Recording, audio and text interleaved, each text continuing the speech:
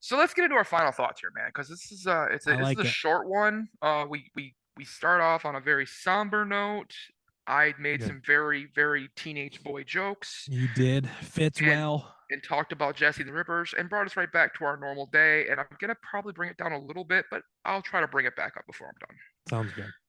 All right. Now, before I shit all over this album once again, if you are dealing with a mental health crisis and need someone to chat with, as Brandon mentioned before, to start the album off, dialing 988 on your phone is a way to talk to anyone 24/7. It's free, it's confidential, and I can guarantee you that you'll be missed by someone here.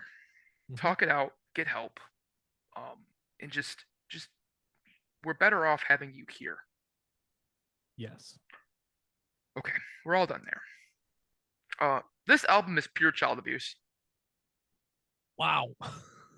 The Carter parents should be ashamed of themselves for making their talented son perform 70% of this album and then spending all of his money.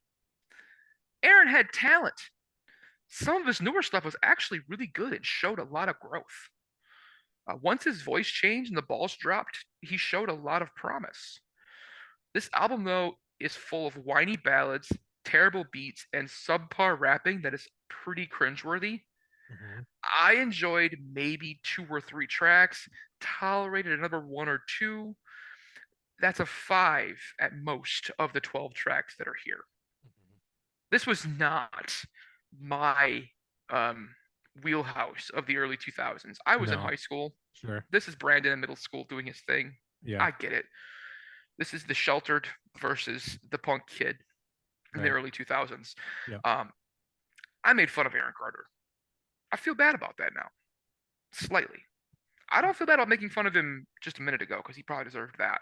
But I feel bad making fun of him in the early 2000s because he was being used by his parents as a Yeah. money hungry. She Mm. learned from Lou Pearlman. Just gonna put that Yes. out there right now. She Exactly. was her own Lou Pearlman. That guy fucking sucks big donkey dick. Yep. But um, album for me, I didn't like it. There was no nostalgia factor for me on this one. I gave it a 3 out of 10.